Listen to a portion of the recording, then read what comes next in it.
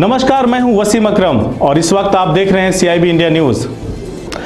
हमारे खास कार्यक्रम हमारी बात में आप सभी का स्वागत है। आपको बता दें कि हमारी बात कार्यक्रम का जो मंच है आप सभी के लिए है। ऐसा नहीं है कि इस मंच पे सिर्फ राजनेता ही अपने विचारों को रखेंगे। ये हर उस आदमी का मंच है जिस पे आकर वो अपनी बात कर सकता है, अपनी बात कह सकता है। तो देर किस बात की, आपके पास जो मुद्दे हैं हम बनेंगे आपकी आवाज। बात चाहे शिक्षा की हो, व्यवस्था की हो, क्राइम की हो या कानून की हो या फिर भ्रष्टाचार की, आप रख सकते हैं इस मंच पर अपने इन मुद्दों को, अपनी इन बातों को। आपके डिस्प्ले बोर्ड पर जो ईमेल आईडी दिखाई दे रही है या जो कांटेक्ट नंबर दिखाई दे रहे हैं उस पर आप तत्काल संपर्क करके अपने मुद्दों को बता सकते हैं। तो देर किस बात की, उठाइए अपने मोबाइल को और रिकॉर्ड कर भेजिए अपने उस संदेश को जिसका इंतजार है हिंदुस्तान की आवाम को। आज हमारे इस कार्यक्रम की खास मेहमान हैं शिवानी सिंह, जो कि समाजवादी पार्टी की महिला सभा की पूर्व राष्ट्रीय सचिव रह चुकी हैं। नमस्कार, मैं शिवानी सिंह आप सभी के बीच में आज काफी दिनों बाद आई हूँ। मैं आपसे कुछ शेयर करने आई हूँ। कुछ समय पहले हुआ था कि नोटबंदी हुई थी। आप सबको पता होगा, सारी जनता परेशान हुई और बहुत ज्यादा परेशान हुई।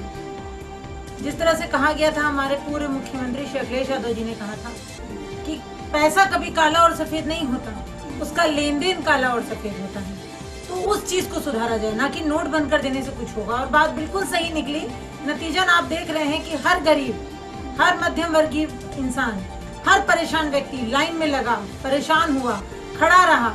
उस इतनी कष्टकारी दिक्कतों से उसने अपने आप को कैसे निकाला, ये वही जान सकता है।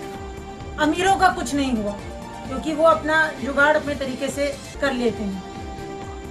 आज मैं किसी भी सरकार पर उंगली नहीं उठा रही हूँ, लेकिन अपनी बात रख रही हूँ। अब ये बात आपको किस हद तक सही लग रही है या गलत लग रही है, इसका निर्णय तो जनता करती है, आप लोग करते हैं। आने वाले समय में मैंने सुना है कि गाड़ियां बंद हो जाएंगी, B3 की सारी गाड़ियां बंद हो जाएंगी।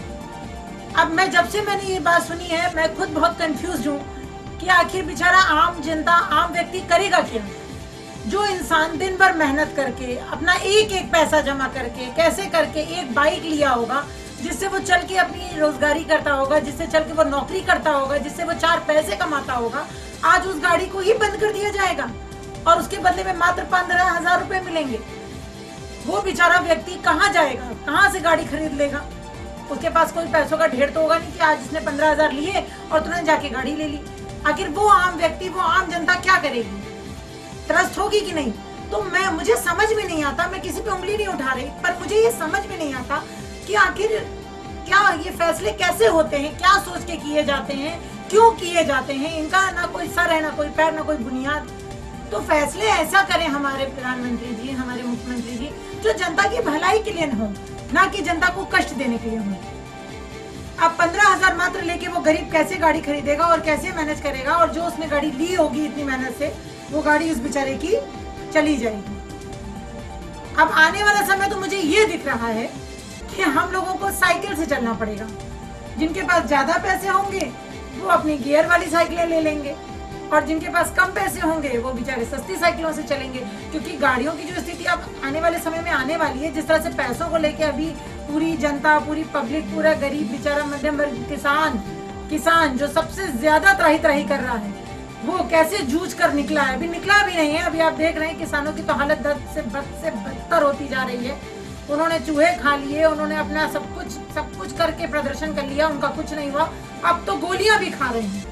तो जब किसान, गरीब जनता, गरीब बेचारे परेशान हो गए, त्रस्त हो गए हैं कि अभी तक उस पैसों की दिक्कत से वो लोग निजात भी नहीं पा रहे, तो एक नया उनके सामने कारण खड़ा हो गया। अब नई दिक्कतें का सामना करें वो कि अपनी गाड़ियों को डिस्पोजल करें। और अगर गाड़ियों का डिस्पोजल होता है तो 15,000 में मुझे तो नहीं लगता कि कोई बाइक या कोई स्कूटी मिल पाएगी उनको एट प्रेजेंट। तो करना क्या होगा, फिर उनको साइकिल खरीदना होगा। तो दोस्तों, मैं आपसे बस एक बात कहना चाह रही हूँ कि कहीं जाने अनजाने में ही सही, पर हमारे प्रधानमंत्री जी और हमारे मुख्यमंत्री जी कहीं यही संकेत तो नहीं कर रहे हैं कि साइकिलों पे चलिए। क्योंकि आने वाला समय साइकिल का है, आने वाला समय सपा का है।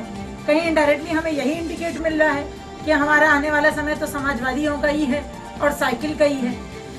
तो मैं बस इतना कहना चाहती हूँ कि बाकी फैसला करना आप लोगों के हाथ में है। भाई आप जनता हैं, आप पब्लिक हैं, आप उनको लाए हैं, आपके हाथ में सब कुछ है। लेकिन मैंने बस अपनी बात रखी, मैं किसी को ब्लेम नहीं कर रही हूँ। बाकी इसमें क्या सच कितना झूठ ये आप लोग निकालते रहिए। मैंने सिर्फ अपनी बात रखी जो मेरे मन में आई, और मैं तभी आती हूँ, आपको पता है FB पे कुछ भी वीडियो मेरा पड़ता है जब वो चीज़ मुझे बहुत सही लगती है और जब मैं उन चीज़ों को खुद समझ लेती हूँ। तो बहुत दिमाग लगा के मैंने इन चीज़ों को समझा है, तब मैं आज इतने दिन बाद आपसे आके रूबरू हूँ। और भाइयों दोस्तों, फिर मैं चलती हूँ और आप सबको मेरा नमस्कार। Keep supporting Samajwadi party, keep supporting Akhilesh Yadav, keep supporting Shivani Singh. नमस्कार, जय हिंद, जय